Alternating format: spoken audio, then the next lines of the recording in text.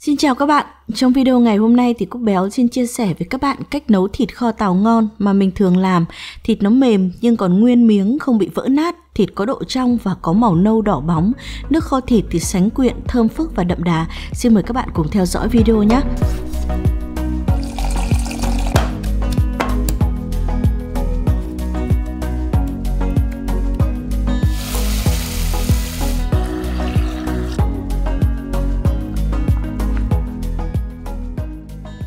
Nguyên liệu để nấu thịt kho tàu, hôm nay Cúc Béo nấu cho 4 đến 5 người ăn thì sẽ gồm có 850g thịt heo, 5 quả trứng vịt, các bạn có thể thay bằng trứng gà hoặc là trứng cút nhé.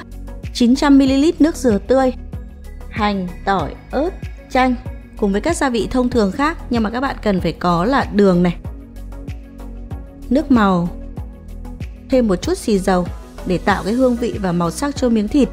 Và ngoài các cái nguyên liệu trên thì các bạn có thể làm thịt kho tàu kết hợp thêm với kho măng thì món ăn cũng sẽ rất ngon đấy ạ. Và ngoài ra thì hôm nay mình có sử dụng thêm một ít lá chuối với mục đích là để làm cho miếng thịt nó được trong và có mùi thơm hơn.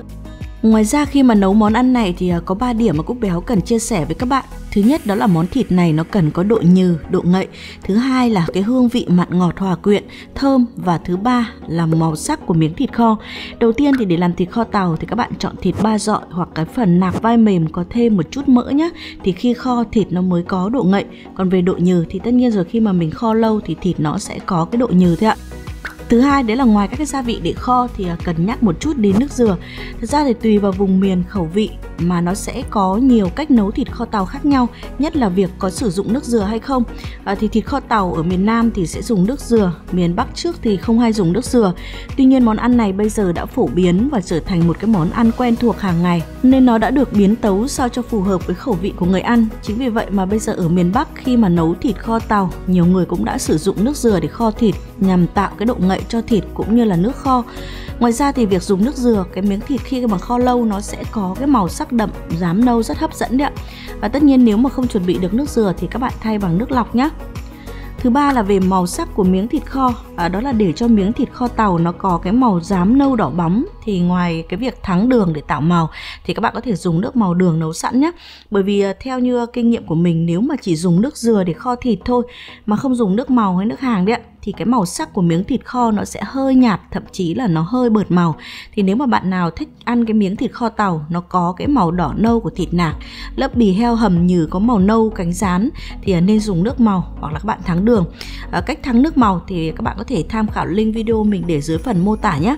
Hoặc các bạn cũng có thể dùng nước hàng đóng sẵn thành chai. Tuy nhiên cái màu nước hàng này nó khá là đậm, cho nên khi mà dùng các bạn nhớ điều chỉnh phù hợp để không là cái miếng thịt kho của mình nó sẽ bị sẫm màu và nó thậm chí nó còn hơi đen đen đấy ạ. Rồi ạ, bây giờ thì mình sẽ bắt đầu vào khâu sơ chế nguyên liệu. Thịt heo thì mình sẽ ngâm trong nước muối pha loãng tầm 10 phút để làm sạch và khử mùi. Sau đó mình vớt ra, rửa sạch lại để ráo nước.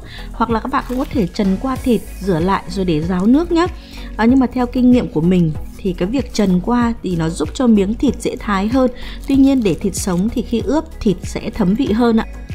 Sau khi ráo nước thì mình sẽ thái thịt thành từng khúc với kích cỡ tùy thích, nhưng mà không nên nhỏ quá thì nó sẽ dễ bị nát trong quá trình kho. Thường thì khi nấu thịt kho tàu thì mình hay thái to bản, bề ngang nó tầm khoảng 2 đến 3 đốt ngón tay. Còn về độ dày thì nó khoảng vào tầm 1,5 đến 2 đốt ngón tay là phù hợp ạ. Chính vì vậy mà khi mà mua thịt thì các bạn chọn cái miếng thịt nó nguyên tả, các cái chỉ thịt nó dính liền khối thì khi mà thái miếng thịt nó sẽ được đẹp mắt hơn ạ.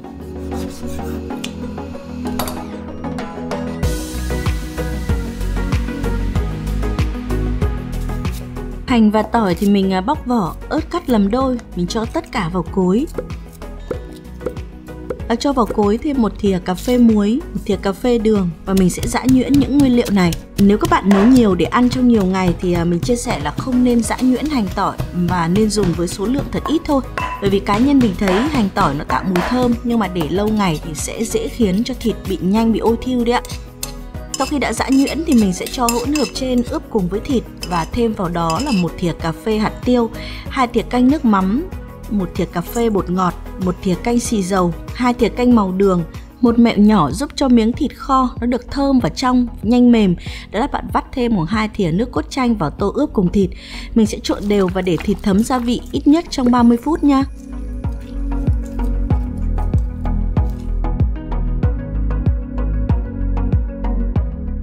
Trong lúc đợi thịt ngấm gia vị thì mình sẽ đem đi luộc trứng. Để nhiệt độ bếp ở mức vừa phải, không nên chỉnh quá lớn thì trứng nó sẽ dễ bị vỡ vỏ. Sau khi nước sôi mình hạ bớt nhiệt độ xuống để sôi liu riu trong 7 đến 8 phút là trứng sẽ chín tới. Trứng luộc chín mình sẽ để nguội và bóc vỏ, cho trứng vào một bát riêng. Để trứng dễ bóc vỏ mà không bị nứt bên trong thì trước khi bóc bạn dập nhẹ cái xung quanh viền quả, sau đó mình sẽ lột nhẹ nhàng cái lớp vỏ ra. Trứng thì các bạn để nguyên quả để kho, mình tránh cho cái lòng đỏ bị tan ra hòa vào nước kho thịt. Khi ăn thì có thể tách ra làm đôi. Món ăn này với người miền Nam xưa hay ăn vào dịp Tết với miếng thịt được thái to vuông vắn, trong khi hột vịt to tròn vành vạnh thì nó mang ý nghĩa là vuông tròn đều đặn mọi sự bình an cho một năm mới.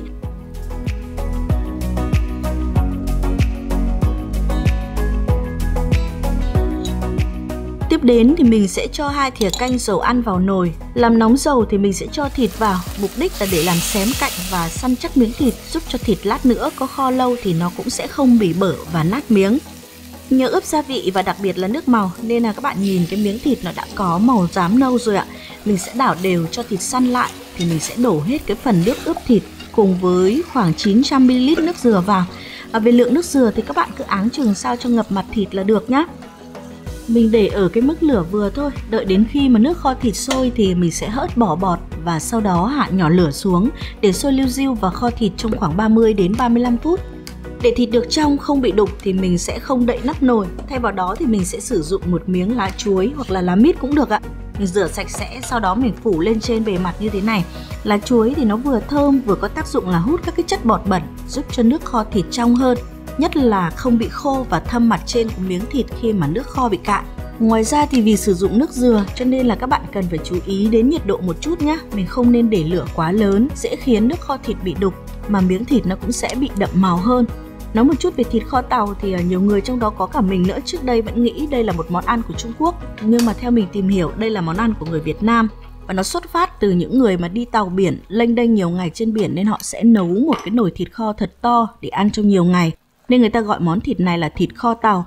Ngoài ra thì chữ tàu trong văn nói miền Tây thì còn có nghĩa là mặn ngọt lờ lợ.